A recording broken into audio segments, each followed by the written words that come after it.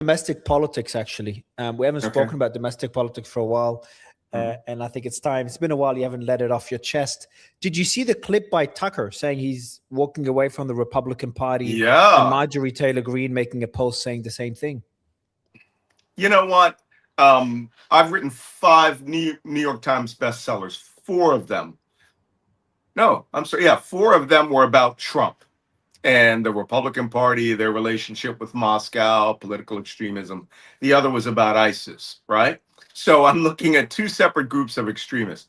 But every group, right? Every political body, whether extremist or not, whether it's a group like ISIS or the Republican Party, you have the facilitators, right? The people who speak to the masses, who interpret some of the things which you and I, as adults, may see as dumb or, inconsequential, but to their base, these phrases have to be interpreted. His superpower was being able to speak to the lowest common denominator, the average, how can I put it, uneducated person who's out there, who's blue collar, a white male, and his wife, and interpret that something good was going to happen to them.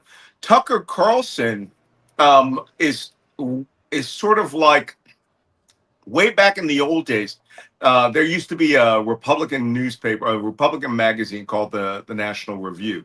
And it was led by an intellectual of the conservative right? William F. Buckley. When I was in high school, this was a big thing, right? You'd read William F. Buckley. He was a real intellectual. He would sit down on any stage. He could hold forth against any professor. And everything he said was correct. It was just from a conservative point of view. William F. Buckley right now would be considered a flaming liberal. Okay, but in his time during the 1960s, 70s, until he passed in the 80s, he was the voice of conservatism, but was pushed out by Rush Limbaugh, right? The radio talk show guy. Democrats are evil, blah, blah, blah, blah, blah. Those people never, Rush Limbaugh to the day he died, never, ever saw fault within their own party. They never, ever flipped. And for us to see in these last months that there is a new, you could almost call it new MAGA, right? Neo MAGA, where they see something that, how can I put it? They interpret his organization, his ability to get people out, but they understand that it's finite. Okay? The Democratic Party, there will always be people who will be socially liberal, empathetic, blah, blah, blah, whatever the name is. MAGA was a party built on radicalism, extremism, making hostile and quite possibly physical threats against your enemy, and actually making fun of and feeling no empathy for anyone but yourself. And technically, that's libertarianism, right? If I could clarify in simple terms for your audience, conservatism is, I've got mine, I can make money from other people like me, and we work together. Liberalism is, I have mine, I want to work with the community and help others get to the same place. Libertarianism is, I got mine, fuck you. Okay? William F. Buckley was conservative. Okay? Everyone leading up to Donald Trump, with the exception of a couple of guys, Sarah Palin, the former, I'm trying to remember his name, the former governor of Maine. These guys, they used to refer to themselves as the original Trumps. Their grievance ideology was designed to take the most extremist elements of conservatism, right? The people that, Goldwater Miller, Barry Goldwater, condemned in 1968. He didn't want the crazy John Birch Society guys who wanted to mass murder every communist and things like that. That flipped on its head. Those people became the driving force behind this new conservatism. And I do have a place that I'm bringing all this. I'll land it Those people had no intellectuals behind them once Rush Limbaugh died. The first person to pick up that mantle was Glenn Beck on CNN and MSNBC of all channels, right? They understood he brought angry talk radio to television and translated it. But Beck's biggest problem was he was a nutty ass conspiracy theorist. He would get out the chalkboard and draw all these lines on paper, which eventually led to an attempted murder of an entire organization in San Francisco, the Tides Foundation, when the gunman who left Riverside, California, heard a Glenn Beck show and felt he had to go there and kill everybody. His mom caught him, called the state troopers. The state troopers found him outside of San Francisco and had a running gun battle with this guy in the middle of the highway. Okay, Glenn Beck caused that level of extremism. The other side to it was the extremist philosopher ideology. For a while, it was guys like Steve Bannon, but Tucker Carlson, who came over from the CNN TV show Crossfire. I don't even know if you guys remember that show. That, you know, Jon Stewart actually said on the Daily Show about a decade ago that Crossfire, which had, you know, two liberals on the left, two guys on the right. Tucker Carlson was famous for two things: being the heir to the fast food, you know, the frozen food chain, Swanson Frozen Foods, and wearing a bow tie. That's all Tucker Carlson was known for.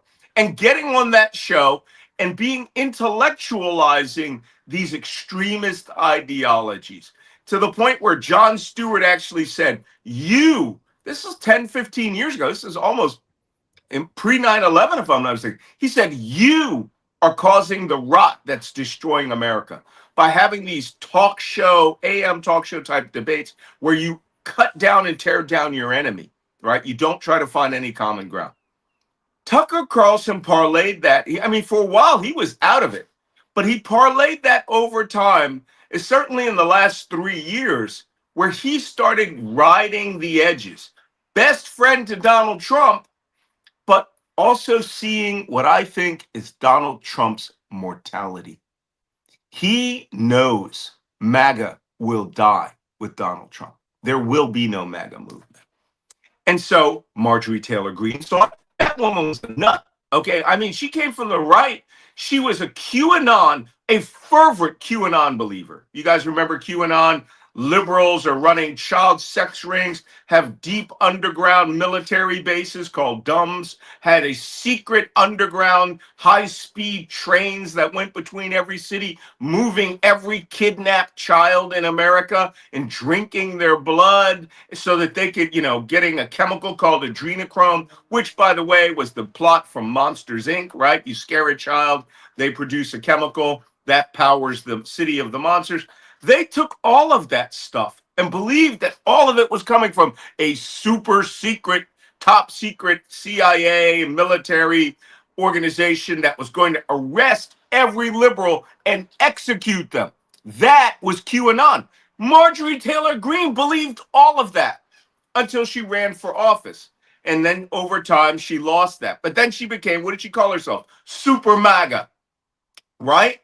And now she shifted from knowing Donald Trump and MAGA is going to be up for grabs here in a year, 6 months, an hour from now, whenever Donald Trump passes. And she switched her platform to America First, which is interesting because that was the platform of the neo-Nazi or the American Nazis in the run-up to World War II, right? America First movement with Lindbergh. So all of this I'm saying is there are people on the conservative right. By the way, full disclosure, I was a Republican most of my life, right? I was a conservative, but I was like Colin Powell, strong in the military, socially liberal. So was Richard Nixon, who created the Environmental Protection Agency. If on that XY axis, we would have been dead center, a little upper to the right. We're way the hell down in the left now because MAGA has pushed what was right wing. You have to pass the test for them. And that test means you have to love Donald Trump more than you love your family or Jesus Christ.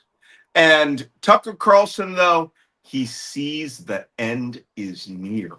He is riding a different rail. Now, I find it fascinating that he sided with Moscow to do this. All of these exterior people who were formerly MAGA conservatives, Candace Owens, that nutbag pedophile, Scott Ritter, all the rest of these guys, all see that Trump's end is coming. And this is why I believe, going back and telling you the history of Tucker Carlson and conservative extremist talk, Tucker Carlson sees there is a place in between, we would say, dancing between the raindrops of MAGA. And when Trump goes, no one will be able to step up into that place the way Trump did. It won't be Marco Rubio. It definitely won't be J.D. Vance. J.D. Vance is owned by, Peter Thiel. Marco Rubio flipped on every one of his own positions. Not going to take it. Tucker Carlson has always been there. Always been there. And now he is firmly sided with Moscow. He's got money coming in. And then when he went against Trump on this war and against Israel, right? Taking the Joe Kent lead in, he's tapped about half of MAGA. Half of MAGA. I mean, and of course he can't do the aw shucks, I'm Richie Rich, poor little rich kid billionaire the way Trump does it. But he has a way in because he can talk and he has been a fixture. Trump's bestie for a very long time. I'm wondering if this is even Trump is like, yeah, go ahead, do your thing.